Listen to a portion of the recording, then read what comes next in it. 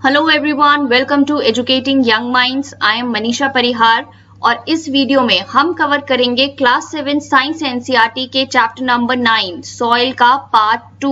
इससे पहले पार्ट 1 भी बन चुका है। अगर आपने पार्ट 1 नहीं देखा है तो पहले पार्ट 1 देखिए, तब आपको पार्ट 2 अच्छी तरह से समझ आएगा और आपका पूरा चैप्टर कवर होगा। ऑलराइट, तो चलिए शुरू करते हैं। तो सॉइल पार्टिकल्स के बारे में क्योंकि हम पढ़ चुके हैं तो अब आप समझ पाएंगे कि सॉइल टेक्सचर क्या होता है। सॉइल टेक्सचर होता है relative proportion of sand, silt and clay particles in soil, यानी कि किसी पर्टिकुलर सॉइल में कितनी परसेंटेज में सैंड है, कितनी परसेंटेज में सिल्ट है एंड कितनी परसेंटेज में क्ले पार्टिकल्स है। ये डिसाइड करता है कि उस सॉइल का टेक्सचर कैसा है। इस हिसाब से सॉइल को हमने 12 टेक्सचरल क्लासेस में डिवाइड किया है और ये 12 टेक्सचरल क्लासेस क्या क्या हैं? Sand, loamy sand, sandy loam, loam silt, ऐसे ऐसे करते silty clay loam, sandy clay, silty clay and clay. अब अगर आपको फाइंड आउट करना है कि आपकी सॉइल का एग्जैक्ट टेक्सचर क्या है तो उसके लिए आपको पता होना चाहिए कि उसमें कितनी कितनी परसेंटेज में ये तीनों पार्टिकल्स प्रेजेंट है। फॉर एग्जाम्पल, मेरे पास एक सॉइल है, तो इसे हम कहते हैं textural triangle. Soil texture triangle. यहाँ आप देख सकते हैं, यहाँ है क्ले परसेंटेज, यहाँ है सिल्ट परसेंटेज और यहाँ लिखा है सैंड परसेंटेज। अब हम बात कर रहे थे कि मेरे पास एक सॉइल है जिसमें 20% जो है वो सिल्ट पार्टिकल्स हैं। ठीक है, तो सिल्ट वाली लाइन क्या है? ये वाला। ठीक है, तो 20% उसमें सिल्ट पार्टिकल्स है, तो आप उसको ऐसे ड्रॉ कर दीजिए। ठीक है, एक लाइन। अब मैं कह रही हूं कि उसमें 20% सिल्ट है और 20% उसमें सैंड पार्टिकल्स है। तो 20% सैंड पार्टिकल्स है तो कौन सी लाइन हुई? ये हुई। और उसमें 60% क्ले पार्टिकल्स हैं। 60% क्ले पार्टिकल्स यानी ये लाइन हुई। तो आपकी ये तीनों लाइंस कहाँ इंटरसेक्ट हुई? ये पूरा एरिया क्या है? क्ले, यानी आपकी जो सॉइल है वो किस टेक्सचर को बिलोंग करती है? क्ले को बिलोंग करती है। अब इसी तरह से आप देख सकते हैं इसमें अलग अलग टेक्सचर बने हुए हैं। ये क्ले लोम है, ये लोम है, यानी कि अगर आपकी सॉइल की परसेंटेज जो है वो यहाँ कहीं इस किसी एरिया में इंटरसेक्ट करेगी लाइंस, तो वो क्ले लोम होगी। यहाँ करेंगी तो सिल्ट लोम होगी, यहाँ करेंगी तो सैंडी लोम होंगी। राइट, सिर्फ ब्रॉडली इसको समझ लीजिए, आपको ये कोई एग्जाम में पूछेगा नहीं। राइट, सॉइल टेक्सचर ट्रायंगल के बारे में। टेक्सचर के बारे में आप समझ गए, सॉइल टेक्सचर के बारे में। अब आगे बढ़ते हैं। ऑलराइट, तो अब हम ये भी समझ सकते हैं कि कंपोनेंट्स ऑफ सॉइल क्या क्या हैं। 45% मिनरल मैटर प्रेजेंट होता है सॉइल में, यानी कि मिनरल मैटर में आ गए आपके sand, silt and clay particles. 5% present होता है ऑर्गेनिक मैटर और इसी में आपके सॉइल माइक्रो ऑर्गेनिजम्स भी आ गए। ठीक है, 25% होते हैं एयर और 25% होता है वाटर, यानी 25% जो स्पेस है वो ऑक्यूपाई करता है एयर, 25% ऑक्यूपाई करता है वाटर, 45% होता है मिनरल मैटर जिसमें आ गए सैंड, सिल्ट एंड क्ले और 5% ऑर्गेनिक मैटर, आपके सॉइल माइक्रो ऑर्गेनिजम्स भी इसी में आ गए। ये है आपकी सॉइल की कॉम्पोजिशन, ये सब है आपकी सॉइल के अंदर। चलिए अब हम बात करेंगे प्रॉपर्टीज ऑफ सॉइल की। कुछ इंपॉर्टेंट प्रॉपर्टीज है सॉइल की जिनके बारे में हमें पढ़ना है। सबसे पहले बात करते हैं percolation rate of water in soil. अब जब भी हम सॉइल पर पानी डालते हैं क्या होता है? कुछ पानी जो है वो एब्जॉर्ब होता है और बाकी का पानी जो है वो नीचे वाली लेयर्स में चला जाता है। राइट, अब the rate at which water percolates or moves through the soil is called as percolation rate। कहने का मतलब ये कि किसी भी सॉइल में जिस स्पीड से पानी जो है वो नीचे जाएगा, जितना टाइम लगाएगा, उसे हम कहते हैं पर्कुलेशन रेट। ओके, अब किसी सॉइल का पर्कुलेशन रेट कितना है ये समझने के लिए एक छोटा सा एक्सपेरिमेंट करके देखते हैं। इसके लिए हमें चाहिए एक हॉलो सिलेंडर या फिर एक पाइप या फिर एक स्मॉल टिन कैन। उस फॉर एग्जाम्पल हमने पाइप ले ली। अब उस पाइप को आप लगभग 2 सेंटीमीटर डीप ग्राउंड में गाड़ दीजिए। ठीक है, इस तरह से। ये आपकी सॉइल थी, ये आपने पाइप ले ली और इस पाइप को आपने लगभग 2 सेंटीमीटर डीप जो है ग्राउंड में, सॉइल में इस तरह से फिक्स कर दिया। अब आप 300 ml पानी लीजिए और उस कैन में डालना शुरू कीजिए। कैन या फिर पाइप जो भी आपने ली है, ठीक है। और टाइम नोट कर लीजिए जब आपने वो पानी डालना शुरू किया। 300 ml पानी लिया आपने और इस तरह से आप वो पानी डालना शुरू कर दीजिए और टाइम नोट कीजिए जब आपने ये शुरू किया। अब आप देखेंगे कुछ देर बाद धीरे धीरे क्या होगा, ये सारा पानी जो है, फॉर एग्जाम्पल अभी यहाँ पे 300 ml है, धीरे धीरे क्या होगा, ये पानी जो है वो सॉइल की नीचे वाली लेयर्स में जाता जाएगा और आपकी पाइप जो है वो खाली हो जाएगी, राइट। तो जब आपकी पाइप खाली हो जाए तब आप फिर से टाइम नोट कर लीजिए।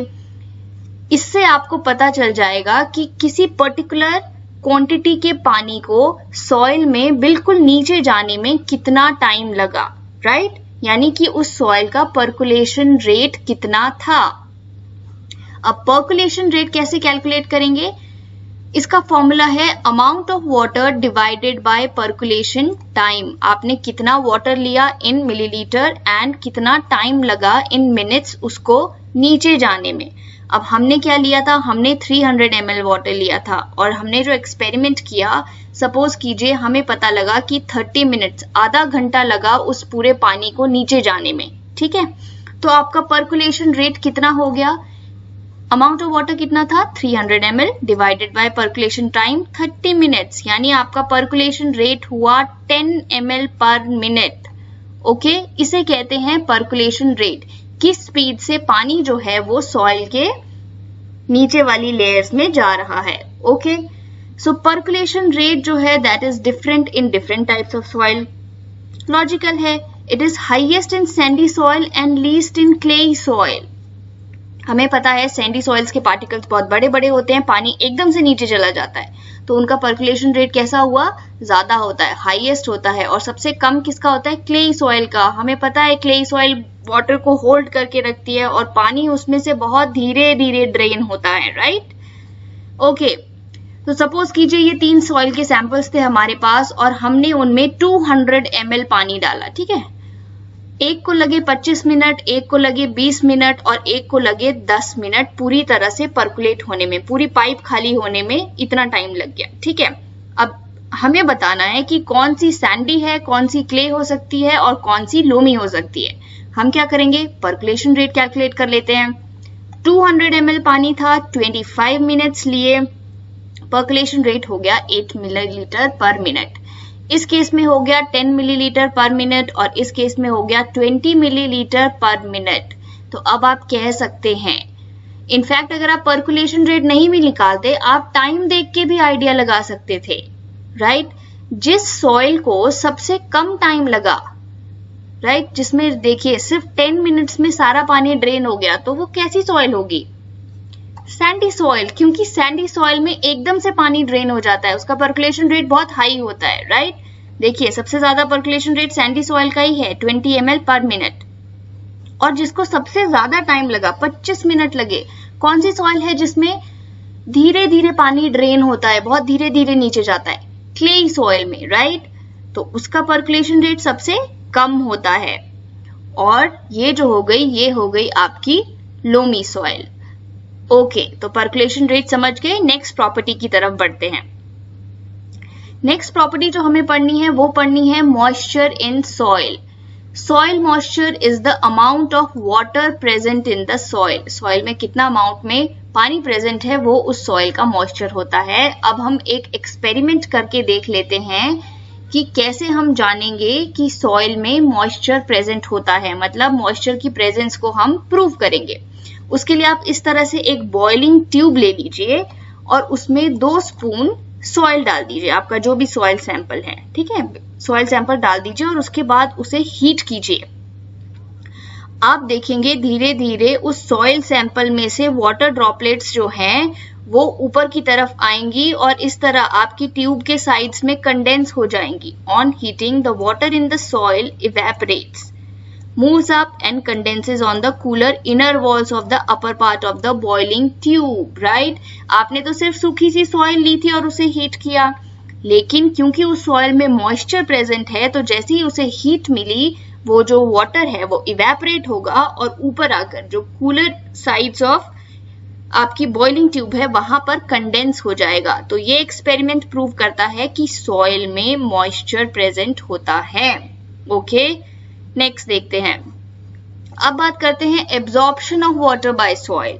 अब पर्कुलेशन रेट तो हमने देख लिया कि किस स्पीड से पानी नीचे जाता है। अब देखते हैं कि सॉइल जो है, जो वाटर एब्जॉर्ब करती है, वो कितना एब्जॉर्ब करती है। Experiment to show amount of water absorb by the soil. ठीक है, इसके लिए हम क्या करेंगे, एक प्लास्टिक फनल लेंगे और उसके ऊपर एक फिल्टर पेपर लगा देंगे। इस तरह से आपने एक प्लास्टिक फनल लिया और उसके ऊपर आपने यहाँ फिल्टर पेपर लगा दिया। उसके बाद आपने 50 ग्राम ड्राई पाउडर्ड सॉइल ली और इस फनल के ऊपर रख दी। ठीक है, 50 ग्राम सॉइल ली और इस फनल के ऊपर आपने रख दी। फनल पे पहले फिल्टर पेपर लगाया, फिर 50 ग्राम सॉइल इसके ऊपर रख दी और इस तरह से इस फनल को इस ग्लास टम्बलर के ऊपर आपने सेट कर दिया, इस बीकर के ऊपर आपने सेट कर दिया। ठीक है, अब देखिए, अब आपको क्या करना है, एक मेजरिंग सिलेंडर लेना है और उसमें देख लेना है आपने कितना पानी लिया। फॉर एग्जाम्पल आपने 10 ml पानी उसमें ले लिया। अब उस मेजरिंग सिलेंडर से आप एक ड्रॉपर की मदद से पानी लीजिए और ड्रॉप बाय ड्रॉप जो है इस सॉइल के ऊपर डाल लीजिए। ये आपका मेजरिंग सिलेंडर है, हमने कितना पानी ले लिया, 10 ml पानी ले लिया। इस ड्रॉपर से आप इस पानी को लीजिए और यहाँ आपकी सॉइल रखी है, इसके ऊपर 50 ग्राम, आप उसके ऊपर ड्रॉप बाय ड्रॉप धीरे धीरे पूरी सॉइल के ऊपर पानी डालिए। एक ही जगह नहीं डालना है, जहां जहां आपका जितनी आपकी सॉइल फैली हुई है धीरे धीरे एक एक ड्रॉप करके पानी डालते जाइए। पानी खत्म हो रहा है, दोबारा इस मेजरिंग सिलेंडर से लीजिए और डालते जाइए इस तरह से। अब आपको क्या करना है, तब तक पानी डालते रहना है जब तक पानी जो है वो यहाँ से नीचे ना गिरने लगे। जब पानी यहाँ से नीचे गिरने लगेगा तब आप स्टॉप कर जाइए, रुक जाइए। ठीक है, अब आप देखिए, अब आपको देखना है कि आपके मेजरिंग सिलेंडर में अब कितना पानी बचा। यहां से आप पानी ले रहे थे, फॉर एग्जाम्पल इमेजिन कर लीजिए अब आपके मेजरिंग सिलेंडर में सिर्फ 5 ml बचे, यानी 10 ml से आपने शुरू किया था और 5 ml बच गए, यानी आपने 5 ml का पानी जो है वो इसमें डाल दिया। और जब 5 ml हो गए उसके बाद पानी जो है वो यहाँ से धीरे धीरे ड्रॉप बाय ड्रॉप गिरने लगा। कहने का मतलब क्या हुआ, पानी तब गिरने लगेगा जब सॉइल की एब्जॉर्प्शन कैपेसिटी जो है वो पूरी हो जाएगी, यानी सॉइल ने जितना पानी एब्जॉर्ब करना था उतना एब्जॉर्ब कर लिया। जब सॉइल की कैपेसिटी से बाहर हो गया तो वो पानी नीचे ड्रेन कर जाएगा, राइट। तो सॉइल ने कितना पानी एब्जॉर्ब किया, 5 ml एब्जॉर्ब किया। समझ गए आप? ओके, आगे बढ़ते हैं। तो अगर हमें ये निकालना होगा कि परसेंटेज ऑफ वाटर कितना सॉइल ने एब्जॉर्ब किया, तो उसके लिए क्या फॉर्मूला है, देखिए सॉइल का वेट कितना लिया था हमने, 50 ग्राम। इनिशियल वॉल्यूम ऑफ वाटर कितनी ली, 10 ml, और जो फाइनल वॉल्यूम ऑफ वाटर रह गई आपके सिलेंडर में वो रह गई 5 ml, यानी कि volume of water absorb bye soil कितना था, 10 - 5 ml, राइट। 5 ml पानी एब्जॉर्ब कर लिया सॉइल ने। अब अगर हम इसको वेट में देखें तो 1 ml ऑफ वाटर का वेट 1 ग्राम ही होता है। तो क्योंकि ये 5 ml है, अगर 5 ml वॉल्यूम हुई तो अगर वेट, उसका वेट कितना हुआ उतने वाटर का, तो वो 5 ग्राम ही हुआ। ठीक है, इसलिए अब हम अगर देखें कि परसेंटेज ऑफ वाटर एब्जॉर्ब तो कितना हो जाएगा, 10 - 5 डिवाइडेड बाय 50 जो था वेट ऑफ सॉइल इंटू 100। देखिए ऊपर आपने लिया कि कितना वेट ऑफ वाटर जो है वो एब्जॉर्ब किया, हमें पता है 5 ग्राम एब्जॉर्ब किया। ठीक है, 10 - 5 ग्राम डिवाइडेड बाय कितना वेट ऑफ सॉइल आपने लिया था, 50 ग्राम लिया था। ठीक है, तो 5 डिवाइडेड बाय 50 इंटू 100 से निकल आई आपकी परसेंटेज, यानी 10% पानी जो है आपकी सॉइल ने एब्जॉर्ब किया।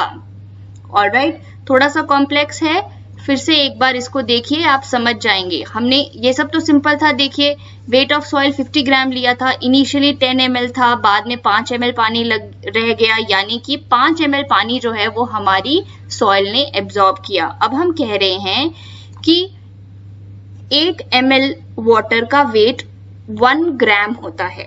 ठीक है, तो यानी 5 ml का वेट कितना हुआ, 5 ग्राम। अब ऊपर हम लिखेंगे कितना पानी एब्जॉर्ब किया, 5 ग्राम, 10 - 5। ठीक है, और नीचे हमने लिखा कि कितना एक्चुअल में वेट था सॉइल का। 5 डिवाइडेड बाई 50 इंटू 100, ये हो गई आपकी percentage of water absorb by the soil. Alright, okay, अब हमें ये भी पता है कि डिफरेंट सॉइल सैंपल्स जो हैं वो अलग अलग हिसाब से वाटर को एब्जॉर्ब करते हैं। हमें पता है कि सैंडी सॉइल जो है वो बहुत कम पानी एब्जॉर्ब करती है और ज्यादा पानी को पर्कुलेट कर देती है। पानी जो है सैंडी सॉइल से बहुत जल्दी ड्रेन हो जाता है। और क्लेई सॉइल इसके ऑपोजिट होता है। क्लेई सॉइल में क्या होता है, ज्यादा पानी एब्जॉर्ब होता है और लेस वाटर जो है वो पर्कुलेट करता है, कम पानी जो है वो नीचे की तरफ जाएगा। राइट, ओके, तो प्रॉपर्टीज ऑफ सॉइल के बारे में हमने पढ़ लिया। अब टाइम है कि हम पढ़ें सॉइल एंड क्रॉप्स के बारे में। अब देखिए, इंडिया में अलग अलग तरह की, हर जगह में अलग अलग तरह की सॉइल पाई जाती है। ठीक है, किसी जगह में क्लेई सॉइल है, कहीं पे लोमी सॉइल है, कहीं पे सैंडी सॉइल है। और ये बहुत सारे फैक्टर्स होते हैं, क्लाइमेटिक फैक्टर्स, जैसे कि wind, rainfall, temperature, light, humidity, ये सारे जो हैं ये इफेक्ट करते हैं सॉइल प्रोफाइल और उसके स्ट्रक्चर में भी चेंजेस लाते हैं। ठीक है, अब क्या होता है कि जब आप किसी क्रॉप को लगा रहे हैं, फॉर एग्जाम्पल टोमेटो लगा रहे हैं, पोटैटो लगा रहे हैं, या व्हीट लगा रहे हैं, राइस लगा रहे हैं, तो दो इंपॉर्टेंट चीजें देखी जाती हैं कि उस क्रॉप को कैसा क्लाइमेट चाहिए और किस तरह की सॉइल चाहिए। ठीक है, so climatic factors and type of soil determine the various type of vegetation and crops that might grow in any region। ठीक है, किसी पर्टिकुलर क्रॉप को एक पर्टिकुलर तरह की क्लाइमेटिक कंडीशन चाहिए होती है, एक पर्टिकुलर टाइप की सॉइल चाहिए होती है ग्रो करने के लिए। यही है आपका टॉपिक। सो अगर हम बात करें व्हीट और ग्राम की, ग्राम यानी चने की दाल। ठीक है, सो व्हीट और ग्राम को कैसी सॉइल चाहिए? Clayey and loamy soils are both suitable for growing cereals like wheat and gram. Such soils are rich in humus, very fertile and good at retaining water. ये सारी प्रॉपर्टीज हमें पता है कि ये लोमी सॉइल की होती हैं।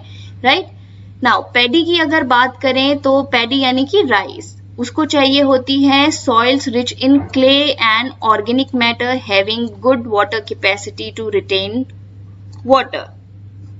ओके, सो क्लेई सॉइल का हमें पता होता है कि क्लेई सॉइल की वाटर होल्डिंग कैपेसिटी बहुत ज्यादा होती है, तो पैडी के लिए वो काफी अच्छी सॉइल मानी जाती है। पैडी जो है वो ऐसी सॉइल में ग्रो करता है।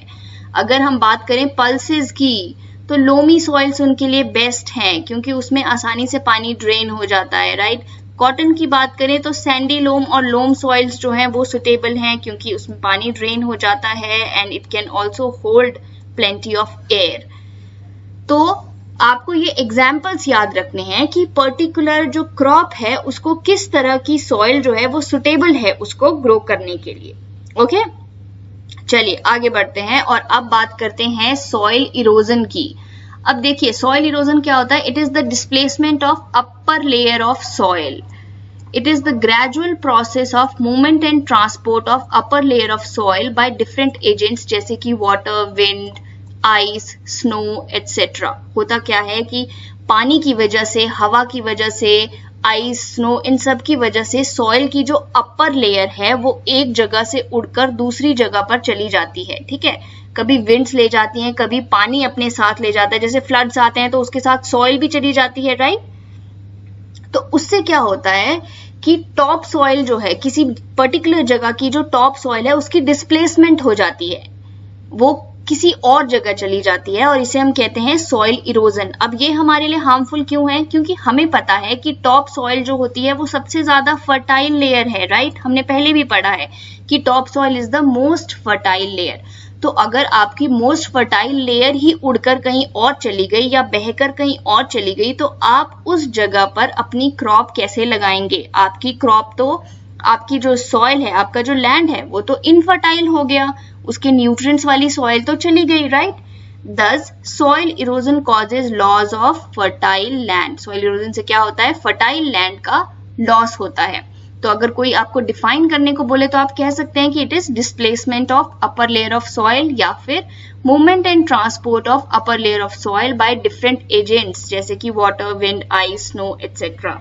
ओके, अब देखिए अगर सॉइल इरोजन को हमें कंट्रोल करना है तो हमें क्या करना है? हमने पहले पढ़ा था कि जो प्लांट की रूट्स होती हैं वो सॉइल को फर्मली बाइंड करके रखती हैं, ऐसे जकड़ के रखती हैं। ठीक है, तो जिस जगह में प्लांट्स नहीं होते वहां की सॉइल कैसी हो जाती है, लूज हो जाती है और आसानी से जब भी विंड चलेगी या वाटर आएगा आसानी से मूव हो जाती है। इसीलिए इरोजन हमेशा, सॉइल इरोजन वहां ज्यादा होता है जहां पर बहुत कम या फिर बिल्कुल ही वेजिटेशन नहीं होती, क्रॉप्स नहीं होती, जैसे डेजर्ट एरिया या बैरन लैंड्स। ठीक है। Cutting of trees and deforestation should be prevented and effort should be made to increase the green areas. इसलिए अगर आप soil erosion को prevent करना चाहते हैं तो आपको ज्यादा से ज्यादा प्लांट्स लगाने पड़ेंगे। क्यों? क्योंकि प्लांट की रूट्स जो हैं वो सॉइल को होल्ड करके रखेंगी और सॉइल इरोजन नहीं होगा। और जितने भी ट्रीज लोग काट रहे हैं या डिफॉरेस्टेशन हो रही है उसको आपको रोकना पड़ेगा। ठीक है, उसे प्रिवेंट करना पड़ेगा और ज्यादा से ज्यादा प्लांटिंग करनी पड़ेगी सॉइल इरोजन को रोकने के लिए। ऑलराइट, ठीक है, तो सॉइल इरोजन के बारे में बात कर ली। अब बात करते हैं सॉइल पोल्यूशन के बारे में। सबसे पहले बात करते हैं सॉइल पोल्यूशन के कॉजेज की, कि क्या कॉजेज हैं जिस वजह से सॉइल पोल्यूशन हो रहा है। राइट, इसके बहुत सारे कॉजेज हैं, जैसे कि dumping of non biodegradable substances such as plastic, polythene etcetera. Plastic, polythene ये कुछ ऐसे सब्सटेंसेस हैं जो सॉइल में डिग्रेड नहीं होते। राइट, और जब भी आप कचरा फेंकते हैं, वेस्ट फेंकते हैं, उसमें प्लास्टिक होता है, पॉलीथीन होता है, वो अल्टीमेटली सॉइल में चला जाता है। राइट, और सॉइल में वो डिग्रेड नहीं हो पाता, इस वजह से सॉइल पोल्यूशन हो जाता है। इसके अलावा इंडस्ट्रीज, हॉस्पिटल्स, इनके जो वेस्ट प्रोडक्ट्स हैं जिनमें हार्मफुल केमिकल्स भी होते हैं वो विदाउट ट्रीटमेंट जो है सॉइल में ऐड कर दिए जाते हैं, इससे भी सॉइल पोल्यूशन बढ़ रहा है। इसके अलावा एग्रीकल्चर में जो हम एक्सेसिव फर्टिलाइजर्स, हर्बिसाइड्स, पेस्टिसाइड्स, ये सब केमिकल्स जो हम यूज कर रहे हैं इसकी वजह से भी सॉइल पोल्यूशन बढ़ रहा है। फर्टिलाइजर्स क्या होते हैं? जो ऐड किए जाते हैं सॉइल की फर्टिलिटी को इंक्रीज करने के लिए, उसे न्यूट्रिएंट्स प्रोवाइड करने के लिए। हर्बिसाइड्स यूज किए जाते हैं प्लांट्स के साथ जो वीड्स ग्रो कर रहे होते हैं, क्रॉप्स के साथ जो अनवांटेड प्लांट्स होते हैं उन्हें रिमूव करने के लिए। और पेस्टिसाइड्स होते हैं प्लांट्स को बीमारियों से बचाने के लिए। तो ये सारे केमिकल्स डालने से, इंडस्ट्री और हॉस्पिटल के वेस्ट मटेरियल की वजह से, और जो नॉन बायोडिग्रेडेबल सब्सटेंसेस हो गए जैसे कि प्लास्टिक, पॉलीथीन, इन सब की एडिशन से हमारी सॉइल जो है वो बहुत पोल्यूट हो रही है। अब आपको क्या करना है, कैसे बचाना है अपनी सॉइल को, इसकी ट्रीटमेंट क्या है? तो जो भी वेस्ट प्रोडक्ट्स हैं या केमिकल्स हैं उनको पहले ट्रीट करना चाहिए। राइट, उन्हें पहले ट्रीट करना चाहिए बिफोर उन्हें सॉइल में डंप किया जाए। राइट, इसी तरह से एग्रीकल्चर में भी जो हम पेस्टिसाइड्स, हर्बिसाइड्स, फर्टिलाइजर्स ये सब यूज कर रहे हैं, इनका यूज जो है उसे हमें कम करना चाहिए। ज्यादा से ज्यादा ऑर्गेनिक फार्मिंग करनी चाहिए, सिंथेटिक चीजें, केमिकल्स और फर्टिलाइजर्स कम यूज करनी चाहिए। राइट, इसके अलावा आप जैसे जैसे अगर प्लास्टिक और पॉलीथीन का यूज जैसे हम कम करते जा रहे हैं, राइट, तो अगर हम इसको कम करते जाएंगे, यूज कम होगा तो इनकी डंपिंग भी कम होगी और इससे हम अपनी सॉइल को पोल्यूट होने से बचा सकते हैं। ऑलराइट, तो ये था सॉइल पोल्यूशन के बारे में। ऑलराइट गाइस, तो ये था हमारा chapter soil. I really hope आपको बहुत कुछ नया सीखने को मिला होगा, बहुत इंटरेस्टिंग लगा होगा। अगर आपको चैप्टर अच्छा लगा तो एजुकेटिंग यंग माइंड्स को सब्सक्राइब कीजिए, वीडियो को लाइक कीजिए और अपने फ्रेंड्स के साथ शेयर कीजिए। कमेंट सेक्शन में मुझे लिखकर बताइए कि आपको क्या समझ में नहीं आया, और अगर सब कुछ समझ में आ गया तो वो भी लिखकर बताइए। चलिए फिर मिलते हैं, तब तक के लिए पढ़ते रहिए। Thank you.